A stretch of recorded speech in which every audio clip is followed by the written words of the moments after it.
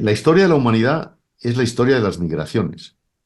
Nuestra historia es la historia de las migraciones. Yo creo que es un fenómeno, eh, es quizá el fenómeno a estudiar de cara a los cambios futuros que se nos echan encima. Y como siempre, nos hemos traído un especialista. No, aquí no hablo yo, habla quien sabe de verdad de estas cosas. Y quien sabe de verdad de estas cosas es un colega periodista, Chema Santana, que ha estudiado cursos sobre movilidad humana con todo lo que ello conlleva. Conlleva migraciones, fronteras, refugiados, menores no acompañados, atención al tema de los niños, y bueno, cualquier otro aspecto que tenga que ver con la migración. Él, que ahora es canario, vive en Canarias, tiene un puesto en Canarias, es director de comunicación del Cabildo de Gran Canaria, recién nombrado, nos puede hablar de muchas cosas que además conoce de primera mano, porque está allí donde se producen los fenómenos. ¿Qué tal, Chema? ¿Cómo estás? Muy buenos días, ¿cómo estamos? Pues Bien. encantado de poder hablar contigo a pesar de tus muchas ocupaciones ahora, que Bueno, ahora ya te has convertido en un hombre importante en la administración. no, no, no. Aquí, Siempre ha sido importante, pero aquí ahora más. el único día que me sentí importante fue cuando fui padre de dos niños. Ese Hombre, día sí que me entró como una responsabilidad superior, ¿no? Lo demás eres padre de gemelos. es gemelos, sí, de Bueno, gemelos, eso debe ser muy sí. divertido, sobre todo para los gemelos.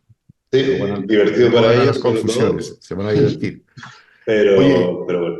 yo quería hablar contigo naturalmente del tema que tú conoces también, el tema de los movimientos humanos, del tema de las migraciones, no solamente de lo que pasa en Canarias, sino que, en fin, vamos a intentar ampliarlo un poco a escala europea. ¿Tú dirías Mm. precisamente que las inmigraciones que llegan a Europa desde el norte de África, desde el África subsahariana incluso, o incluso las que llegan desde América Latina o desde otras partes de Europa, ¿tú dirías que este es el fenómeno el fenómeno social más importante que estamos viviendo y con mayores riesgos y potencialidades en el futuro?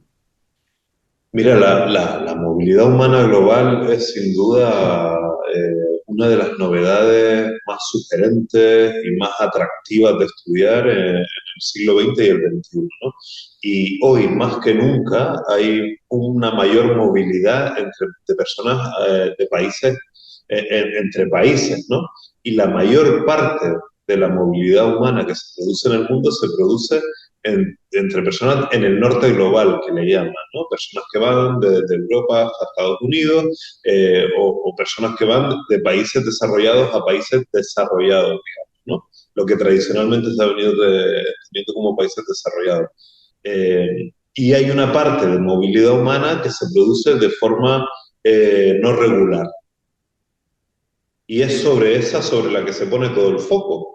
Pero la mayor parte de personas que se mueven en el mundo lo hacen de norte a norte, digamos, ¿no? Entonces, es sugerente y es muy atractivo de estudiar porque en realidad lo que no está regulado y lo que debemos proceder a afrontar como sociedad es el reto de eh, ver por qué unos pasaportes valen más que otros. Hay pasaportes con los que te puedes mover a cualquier país del mundo prácticamente. Hay un ranking de pasaportes que se publica anualmente y hay otros que permiten la movilidad entre muy pocos países, ¿no? Y esto, Y hay quien no tiene pasaporte. hay quien no tiene pasaporte también, exactamente. Entonces, esta desigualdad eh, genera muchas incidencias y es el reto que debemos afrontar, ¿no? ¿Cómo podemos hacer para eh, igualar la validez o la utilidad de los pasaportes para poder migrar? Pero, a ver, una consideración que yo creo que es la primera que tenemos que hacer. eh, la migración, la inmigración que recibimos nosotros, por ejemplo, en España, es básicamente positiva, aunque nos empeñamos en rechazar a la mayor parte Mm, porque son ilegales, porque no tienen mm. pasaporte, porque... Pero al final, ¿quién va a cuidar de los conceptos de seguridad social? ¿Quién va a cuidar de algunos aspectos de los que nadie se quiere ocupar en España? Porque al final, Sí, oye, que es que hay 300.000 puestos de trabajo que no se pueden cubrir porque nadie aspira a ellos, más que la gente que viene a trabajar duro en los trabajos que nadie quiere desempeñar aquí, ¿no? Yo creo que las personas que intentan simplificar las migraciones, honestamente, están engañando a la ciudadanía. Las migraciones son un asunto poliédrico que efectivamente, entre otras cosas, tiene esta parte pragmática para la sociedad acogida, que es la ocupación de puestos de trabajo fundamentales para la proyección del país y para la proyección de la propia sociedad, ¿no? Lo vimos en la pandemia con una claridad absoluta. En España, en la actualidad, hay aproximadamente medio millón de personas trabajando en situación irregular o más, y se está pidiendo una regularización de las personas, porque ya son personas que están aquí entre nosotros, son nuestras vecinas desde hace mucho tiempo y sin embargo no tienen los mismos derechos que nosotros y nosotras, a pesar de que llevan tiempo aquí. Y efectivamente hay todo una parte pragmática de las migraciones sobre el impacto positivo que tiene en la sociedad. Y voy más allá, Fernando. En Canarias y en el Estado español, la mayor parte de las migraciones que recibimos son migraciones europeas. De Italia, por ejemplo, de Alemania, ¿no? En Canarias, en Baleares lo sabemos muy bien, también en Andalucía, ¿no? O en Cataluña y Valencia, ¿no? En todos los lugares, la mayor parte de la migración es europea. Eh, y luego hay otras migraciones que son latinoamericanas, con las que algunos sienten más afinidad porque tenemos el mismo idioma, y otras que son las africanas y otras que son las asiáticas. Es decir, hay muchas personas moviéndose en el mundo y hay muchos españoles moviéndose hacia el exterior también. La cuestión es cómo afrontar esto de forma realista, de forma justa, de forma equilibrada, de forma informada hacia la ciudadanía local, para que no genere las incidencias y se haga de ello leña fácil como hace la ultraderecha. Es decir, las percepciones negativas de las migraciones casi siempre tienen que ver con decisiones miopes con respecto a las mismas, ¿no? Lo estamos viendo ahora con los menores en Canarias y con otros asuntos que tienen que ver con los menores también en el Estado. Unas malas decisiones con respecto a la gestión de menores migrantes que no vienen acompañados acaban condenando a esta situación a, bueno, pues a generar un impacto negativo en la sociedad, instrumentalizado políticamente por aquellos a los que les interesa o ven un posible miedo que generar a raíz de esta situación. Espera, Y creo que ahí los gobiernos actuales, los gobiernos progresistas y también los conservadores, en mi opinión, tienen que ser más valientes a la hora de tomar decisiones y naturalizar lo que siempre ha sido natural, ¿no? Que es la migración. pero efectivamente, siempre ha sido natural. Me parece, es una frase con la que me quedo. Pero ¿tú crees que esto es una cuestión de decisiones a escala europea? Porque muchas veces a mí me da la impresión de que a España y a Italia les dejan un poco solas a la hora de recibir migrantes, que luego en Europa hasta casi se pone precio por cabeza, que también me parece una barbaridad que hemos cometido bastante sensible. Pero, ¿tú crees que es una cuestión europea y además una cuestión de pedagogía o es una cuestión de recurrir a métodos más contundentes? Es decir, sí, aceptamos tanta gente por año, aceptamos tanta gente en tales condiciones. No aceptamos nada, que es lo que dice la ultraderecha, como tú dices, que yo creo que eso es un absoluto error, o lo aceptamos todo. Qué es exactamente lo que debemos hacer ante esta enorme flujo migratorio, como tú dices, que ahora es uno de los fenómenos de la humanidad en estos momentos, de los fenómenos dominantes de la humanidad? Mira, entiendo muy bien cómo se pueden sentir a España e Italia con respecto a la Unión Europea y a la incomprensión de los países como del norte, como pueden ser Finlandia y otros, ¿no? Austria, Alemania incluso. Pero lo entiendo muy bien porque es la misma que sentimos en Canarias con respecto al resto de comunidades, que son bastante insolidarias con la situación. Es decir, Canarias vive dentro del Estado una situación similar a la que vive España dentro de la Unión Europea. Y España reclama en la Unión Europea lo que no hace con Canarias dentro del Estado, ¿no? Por tanto, entiendo muy bien cuál puede ser esa sensación o esa situación. Y la verdad es que es bastante incómoda, ¿no? Porque uno ve evidente que la situación que estamos viviendo en Canarias es del Estado, es una situación del Estado, y sin embargo en el Estado trasladan la responsabilidad, ¿no?, de la acogida de miles y miles de menores a Canarias. Ojalá esto, al margen de la broma y la comparación, tenga una solución razonable, porque meter la gestión de niños y niñas menores migrantes solo en un país en el que empiezan a tener derechos consolidados a una comunidad autónoma no solamente es peligroso, sino irresponsable. Irresponsable por el equilibrio social de la propia sociedad local e irresponsable también porque los derechos de los niños y las niñas que están acogidos están en franca vulnerabilidad. Y además, y termino con esto, la, la comunidad autónoma en la que vivimos, unos 2 millones de personas, que es la comunidad autónoma canaria, no puede acoger a aproximadamente el 50% de los menores no acompañados que están en el Estado español. Es absolutamente desequilibrado. Por tanto, deseo que se encuentre una pronta solución. Y por otro lado, es un reto, un desafío para los que tiene que haber soluciones a distintas escalas. Soluciones pedagógicas, por supuesto, hay que explicar causas, hay que explicar consecuencias, hay que explicar derechos y hay que beneficiar a las sociedades de acogida. Yo apuesto por estas medidas, pero luego esto conlleva soluciones locales, soluciones estatales y soluciones globales. No nos podemos quedar esperando a que alguien desde alguna institución intermedia superior o la que sea llegue con la varita mágica. Aquí no hay varitas mágicas, aquí hay un compromiso social de prosperidad conjunta de la humanidad. Bueno, pero espera un momento. Tú dices, hay que demandar soluciones. Varitas mágicas. Varitas mágicas no, soluciones realistas. Pero estamos hablando del cambio de paradigma, de cambios sociales sin precedentes en la historia.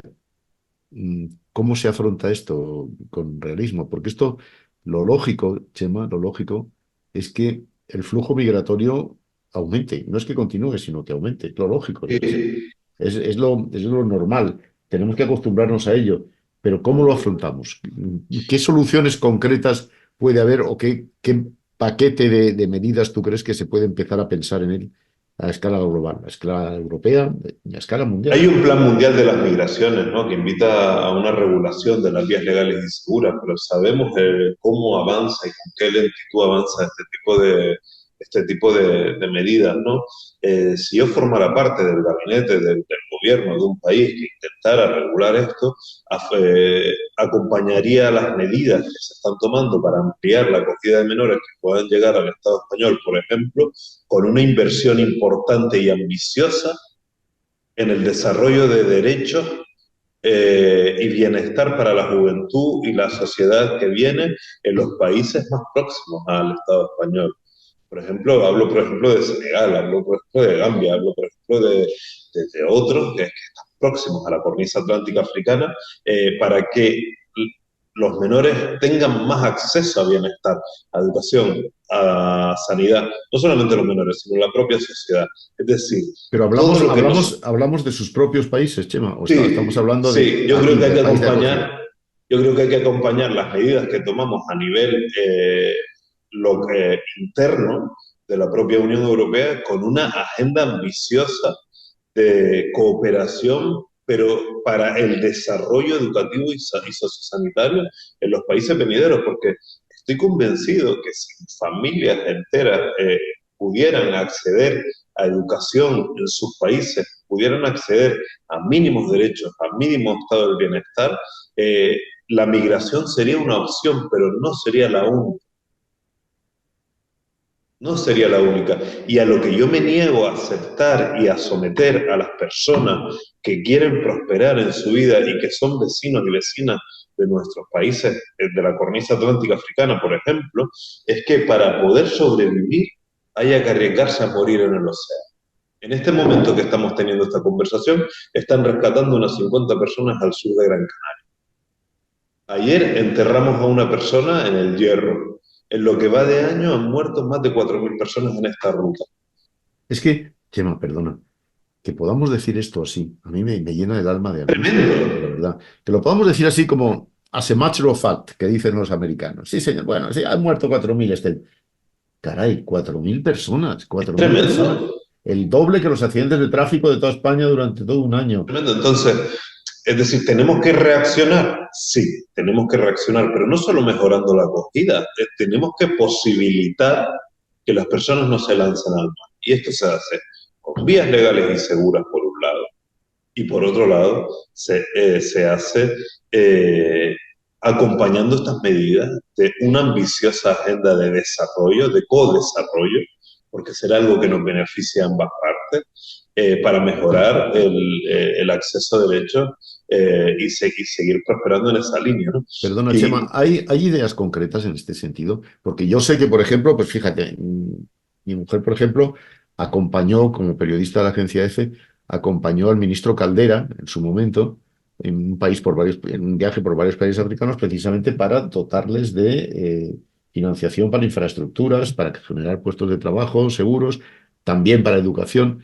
Pero yo ahora no me consta que haya un plan suficientemente concreto. Digo, estoy hablando a nivel nacional, a nivel no, no europeo ya hay, no me atrevo a decirlo, pero no, no, no no, no lo hay un hay. plan suficientemente, no hay un plan suficientemente concreto, ¿no? Y luego es curioso porque, por ejemplo, Meloni, la presidenta del gobierno de Italia, también lleva entre sus medidas de rechazo a la migración una inversión más potente en países de origen. Entonces aquí nos vamos a encontrar coincidiendo en esto con, es decir, vamos a un momento en el que las coincidencias políticas van a ser de lo más curioso para poner soluciones a los retos venideros. Y eso también como sociedad, vamos a ver cómo lo interpretamos o cómo somos capaces de interpretarlo. Lo cierto es que los gobiernos tienen que ser eh, menos reactivos y más proactivos a la hora de afrontar el asunto migratorio, ofrecer posibilidades para que las personas no se lancen a las vías irregulares y ofrecer también una acogida digna que pueda acompañar a aquellas personas que huyan de situaciones y de países a los que ya no van a poder regresar, porque luego están las personas refugiadas, que vienen a ser más de 180 millones en estos momentos, que son personas que no pueden regresar o que en sus países de origen no sienten la seguridad suficiente y huyen de alguna circunstancia, ¿no? Entonces, sin querer distinguir entre las personas migrantes, decíamos antes, lo complejo y lo poliédrico del asunto, es que dentro de ese grupo de personas que consideramos y que son migrantes, hay algunas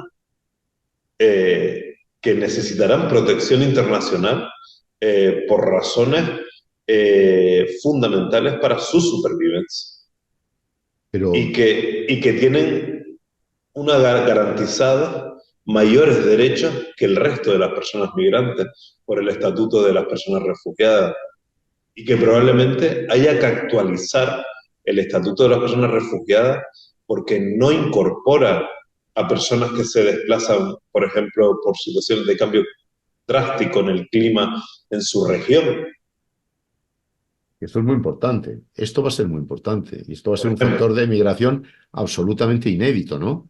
Que Mm. nosotros hemos hecho una encuesta en la que dice que la gente está convencida de que dentro de 30 años habrá zonas costeras ahora mismo habitadas que estarán anegadas por las aguas, por el deshielo, seguramente. Y eso, naturalmente, va a hacer que las migraciones se incrementen, las migraciones hacia zonas templadas se incrementen. ¿Esto tú crees que está siendo sometido a consideración por los planificadores del futuro? Suponiendo, Chema, que haya planificadores del futuro, que Yo no, eso es mucho no suponer. creo que, bueno, no sé, esto es un poco una soga al cuello que me voy a lanzar, ¿no? Yo no creo que sea tan apocalíptico la descripción que haya que hacer o que se pueda hacer con respecto a la movilidad que va a generar los cambios drásticos en el clima. Creo que la mayor parte de la movilidad que se va a generar, que va a ser mucha, va a ser a sus entornos cercanos, no a países lejanos. Como ha sido siempre, la mayor parte de las personas que migran dentro de su propio país inicialmente y en lugares cercanos a su a sus ciudades o a sus lugares. Y una minoría migra al norte o a otros lugares, ¿no? A Asia, hasta a América, ¿no? Eh, mm, la movilidad que tiene que ver con, mira, antes al principio decías, ¿no? Que he estado continuamente formándome en los contextos de las personas que migran y esto en lugar de más conocimientos a mí me genera más dudas, ¿no? Porque al final acumulas más información y más puntos de conexión, ¿no? Pero sin duda alguna la mejor escuela y lo que me ha permitido estar constantemente aprendiendo es vivir en la frontera. Yo vivo en la frontera prácticamente desde que nací, ¿no? Cuando era niño, Fernando, a mi casa venían niños saharauis que huían del Sáhara Occidental y se refugiaban aquí en Canarias. Siendo adolescente en las playas de Canarias en las que me bañaba, vi morir varias veces a personas que venían desde África huyendo y llegaban sus cuerpos a nuestras costas. Durante mi juventud y mis primeros años de profesional fue la crisis de los cayucos y en la actualidad pues también estamos inmersos en una situación migratoria inédita y en otros años he estado en otras fronteras estudiando, ¿no? Y siempre la mejor escuela han sido las personas que llegaban y me contaban cara a cara por qué se movían y cuál era su contexto, por mucho que yo hubiese estudiado, ¿no? Y recuerdo con nitidez a una profesora de la universidad, una profesora universitaria venezolana, con la que tuve el placer de encontrarme, que mirándome a la cara me dijo, Chema, supongo que tú, igual que tú ahora, yo jamás pensé que iba a tener que emigrar e irme de mi país. Entonces, lo que yo te quiero trasladar con esto, Fernando, es que, por lo que estabas diciendo, de que hay zonas de costa que se pueden ver anegadas, es que ni tus nietos, ni tus hijos, si los tienes, ni tú, ni yo, ni mis hijos, estamos exentos de formar parte de este colectivo que se tiene que mover. Nadie está exento. Por tanto, los derechos de la colectividad migrante hay que defenderlos como si fueran los nuestros, aunque sea por egoísmo, aunque sea, yo los defiendo y trato a la gente como si fueran mis hijos cuando llegan a otros países, que llegan a otros países. Defiendo sus derechos como si fueran los míos propios, porque puedo ser yo, porque los trato como me gustaría que me tratasen a mí o a Es una mis hijos. reflexión muy interesante, Chema, muy interesante. Yo estoy seguro que 5 millones de ucranianos no No lo imaginaban que iban a ser pensaba, migrantes. 6 millones de venezolanos no pensaban que iban a ser migrantes. Eh, pensaba. varios, perdona, perdón, lo Salud. siento. Varios millones de palestinos no pensaban tampoco que vayan a tener que marcharse perentoriamente de sus países. Quiero decir, que estamos en un mundo abocado al conflicto y ese conflicto nos hace huir. Tienes tú toda la razón. ¿Y por qué no vamos a ser nosotros mañana por unas razones u otras? Tienes toda la razón del Mis mundo. abuelos no fueron. No ha pasado tanto tiempo. Por ejemplo, nosotros vivimos en islas en el Atlántico, conectadas a un sistema económico frágil en un momento dado, ¿no? Lo vimos con la pandemia, es decir, Canarias ha vivido varios éxodos de personas migrantes hacia Cuba y Venezuela y Argentina, por ejemplo, ¿no? Galicia y tantos otros territorios, o Andalucía y tantos otros territorios, algunos pudieron migrar dentro de su país, como la mayor parte de las personas que migran hoy también, ¿no? Oye, Cataluña. o Extremadura, la conquista de América, vamos a llamarla así, fue un producto de migración, de gente que pasaba hambre y se marchaba fuera de España a Puesto. poder vivir. Esta es la verdad. Esta es la verdad de ese principio de historia. Claro que sí, la civilización europea empezó con la llegada de los bárbaros también, la caída del Imperio Romano. Y Yo mira, creo, Fernando, ¿sabes qué suelen decir? Dicen, no, pero es que ellos, nuestros abuelos, migraban con papeles y iban a trabajar y a ganarse el dinero para... Igual que las personas de hoy, lo primero, la mayoría migraba sin posibilidad de hacerlo también, en situación de absoluta irregularidad. Y la mayor parte de los migrantes que llegan aquí llegan a trabajar de forma honrada para ganarse el pan, para poder vivir ellos en primer lugar y si pueden enviar algo a sus países de origen. Y por supuesto que dentro de las personas que migran hay una mínima parte que delinque, pero como los locales también, entre la sociedad hay una mínima parte que delinque. ¿Y ante esto qué pedimos nosotros? ¿O qué pediría yo? Justicia, transparencia e igualdad de trato. Es decir, la persona que está delinquiendo, pues que se le aplique la ley. Oye, ¿no te preocupa el resultado de las elecciones europeas? No digo los de los grandes partidos. Yo creo que los grandes partidos conservadores y socialdemócratas son partidos razonables, que esto lo regularían razonablemente, pero toda esta ultraderecha, estos populistas, llámalos como quieras, que de pronto están ocupando demasiados escaños desde mi punto de vista en la Unión Europea, esto no puede dificultar la comprensión de este problema e Sí, incluso claro que las lo soluciones. distorsiona, más que lo dificulta, lo distorsiona, ¿no? La comprensión de este desafío, reto que tenemos como sociedad, para empezar, porque vierten bulos, simplifican, bueno, pues generan una conversación que no es para nada la constructiva, sino que es una conversación destructiva. Yo no sé si alguno de ustedes, de las personas que nos están viendo, o tú, han entrado en estos canales eh, de auténtico odio, donde constantemente se comparte cada situación negativa o que puede generar una imagen negativa sobre el colectivo migrante, ¿no? Claro que distorsiona y claro que me preocupa, pero tenemos que ser muy conscientes también, y esto me imagino que lo tendrás en otra conversación con otras personas especializadas, eh, mm, que las redes sociales, ¿no? En el amplio espectro están sirviendo de plataforma y altavoz para, bueno, personas a las que antes costaba que se asociaran entre sí y ahora además desinformando y simplificando realidades hace bueno, que generen auténticos esperpentos, ¿no?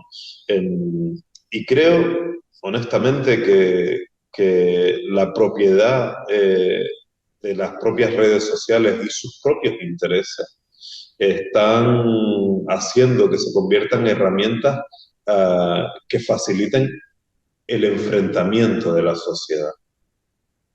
Hombre, tampoco pasaría nada porque las Naciones Unidas tomasen un poco más de cartas en el asunto, suponiendo que alguna vez hayan servido para algo las Naciones Unidas, pero yo soy No muy sé, yo escéptico al siento respecto. que esta polarización, ¿no? Este término que no me gusta nada, ¿no? Sino es un enfrentamiento, es decir, si yo me dedicara en las redes a generar noticias negativas y cada vez que un extremeño, o cada vez que un francés, o cada vez que un portugués, o cada vez que un canario hiciese algo malo, lo visibilizara, acabaría generando enfrentamiento, ¿no? Y creo que la sociedad, eh, en lo presencial, tienen más capacidad de diálogo que en esa forma de comunicarnos nueva que generan las redes sociales, ¿no? Entonces, ese sí que es cómo Sí, sí. adaptar lo virtual eh, a, a un contexto que evite los enfrentamientos. Eso sí que es un reto diplomático que tenemos que llevar a cabo. Y también te digo algo, ¿eh? El resultado de la ultraderecha es producto de la falta de valentía a la hora de tomar decisiones de los partidos progresistas y también de los partidos conservadores con respecto a determinados asuntos. Hace falta más valentía, hace falta decirle a la gente las cosas claras, hace falta más claridad en los mensajes, ¿no? Y, y creo que espero que hayan tomado nota estas grandes familias europeístas, como ahora les denominamos, ¿no? Los liberales, los socialdemócratas y los conservadores que van a formar este nuevo gobierno, para darse cuenta que el pacto migratorio que han hecho para evitar que la ultraderecha llegara a las instituciones no ha servido de nada, porque han seguido creciendo, ¿no? Y cuando yo escucho a la gente del Partido Socialdemócrata decir que este